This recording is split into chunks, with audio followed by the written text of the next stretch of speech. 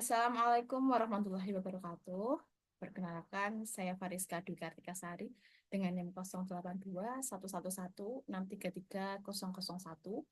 Di sini saya ingin mempresentasikan hasil teman artikel saya yang membahas tentang Advanced Deep Learning Strategies for Breast Cancer Image Analysis.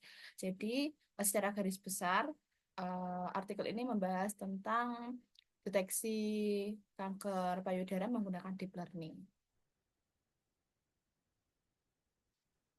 Oke, jadi di sini mungkin masuk ke bagian latar belakang.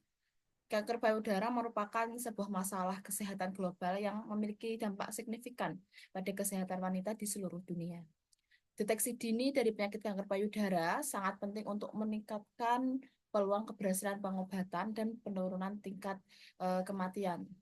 Nah, di artikel ini menggunakan mamografi sebagai metode utama dalam screening kanker payudara. Namun, interpretasi hasilnya seringkali bersifat subjektif dan rawan bermasalah.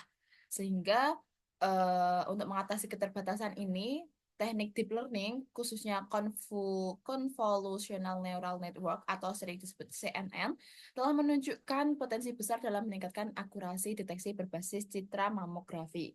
CNN dapat memanfaatkan dataset yang besar untuk mengidentifikasi pola-pola penting yang sulit diamati oleh manusia.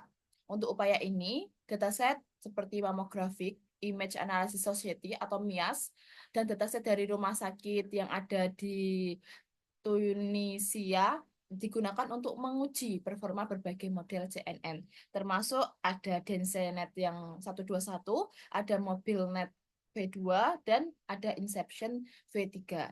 Nantinya model ketiga ini akan dievaluasi menggunakan matriks seperti F1 score, akurasi, presisi, dan recall untuk menunjukkan bahwasanya model modifikasi lebih unggul dibandingkan versi standarnya dalam mendeteksi kanker payudara secara lebih efektif dan lebih akurat. Oke, di sini metode yang pertama pastinya pengumpulan dataset. Pengumpulan dataset ini menggunakan dataset MIAS, yaitu sebuah organisasi ilmiah di Inggris yang berfokus pada interpretasi mamografi dengan database yang terdiri dari 322 film digital dari Rumah Sakit Royal Marsden di London. Nah, pada penelitian ini digunakan dataset dari rumah sakit di Azais yang mencakup 140 gambar yang terdiri dari 70 gambar tumor ganas dan 60 gambar tumor jinak. Namun, pada dataset SA ini tidak dapat dibagikan karena masalah privasi gitu. Sehingga untuk membedakan tumor jinak dan tumor ganas dalam gambar mamografi sangat sulit. Bahkan bagi profesional pun itu tingkat kesulitannya sangat tinggi gitu. Untuk membantu proses ini digunakan metode deep learning supaya mendapatkan pendekatan fine tuning dan transfer learning dalam pengembangan sistem bantu keputusan gitu. Selanjutnya yaitu ada preprocessing. Pada tahap preprocessing data ini pastinya gambar yang memiliki keluaran tidak diketahui, entah itu termasuk tumor jinak atau tumor ganas, akan dihapus. Kecuali pada dataset SA akan tetap utuh. Nah, gambar-gambar tersebut akan diubah ukurannya untuk mengurangi kebutuhan komputasi dan meningkatkan kecepatan kinerjanya.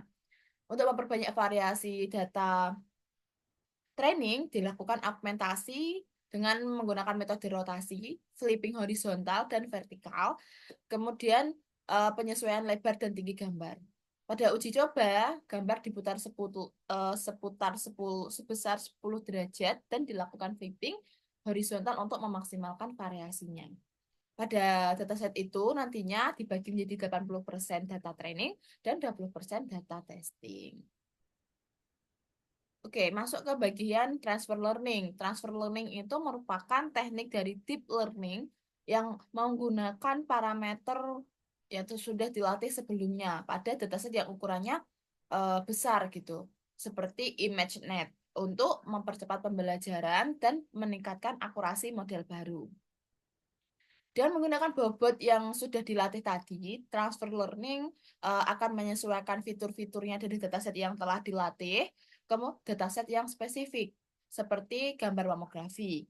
Nah, pada studi kasus yang diangkat oleh artikel ini digunakan 3 jaringan, yaitu ada jaringan Pralatih Mobile VNet, MobileNet V2, ada Inception V3, dan DenseNet 121 untuk memodifikasi arsitektur dan meningkatkan kualifikasi pada gambar mamografi.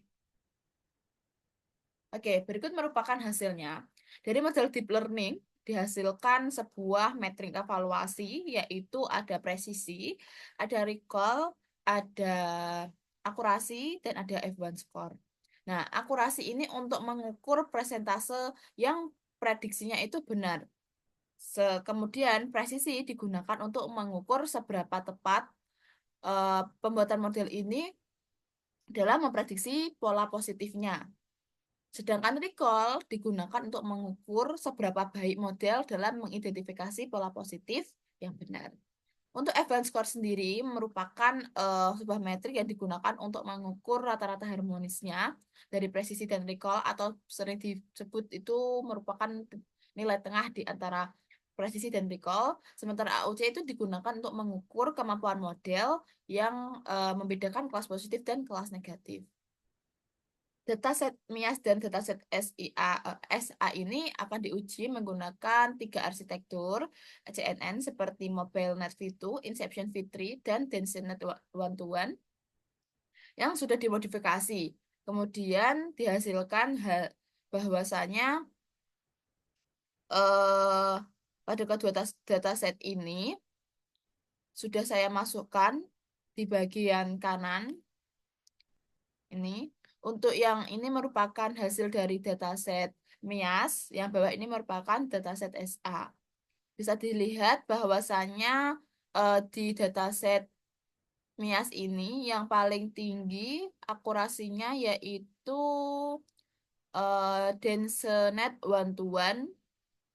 Kemudian yang paling rendah yaitu menggunakan MobileNet V2 tapi tanpa menggunakan DA. Untuk dataset SA yang paling tinggi itu ya menggunakan DenseNet 121 yang menggunakan DA, dan paling kecil itu sama menggunakan MobileNet V2 tanpa menggunakan DA. Jadi kesimpulannya di sini bahwasanya 3 arsitektur yang sudah sangat terkenal, ada DenseNet 121, ada MobileNet V2, ada Inception V3, eh, sudah dievaluasi menggunakan 2 dataset yang berbeda, dataset Mammographic Image Analysis Society atau MIAS, dan dataset SA dari rumah sakit yang ada di Tunisia. Kemudian dihasilkan bahwasanya kinerja yang menghasilkan tingkat akurasi paling tinggi yaitu sebesar 99,1% untuk dataset SA dan 98,8% untuk dataset MIAS, menunjukkan adanya peningkatan yang signifikan dalam kapasitas arsitektur yang diusulkan untuk mendeteksi dan mengklasifikasi. Penelitian ini merupakan penelitian yang penting bagi rumah sakit di Azeiz dan harus dikonfirmasi untuk melihat situasi yang lebih kompleks dan menantang.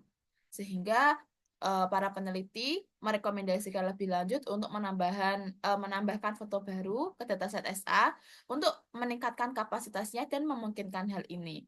Sehingga nantinya penyelidikan desain hibrida yang menggabungkan komponen dari beberapa jaringan pralatih dapat memberikan jalan menuju kemampuan klasifikasi yang lebih besar. Baik, berikut merupakan sumber artikel yang saya temukan. Ini saya menggunakan artikel dari Science Direct dengan link dan sumbernya sudah saya cantumkan di PPT ini. Mungkin sekian dari presentasi saya. Apabila ada salah katanya, saya mohon maaf yang sebesar-besarnya. Wabillahi taufiq wal hidayah. Wassalamualaikum warahmatullahi wabarakatuh. Selamat siang.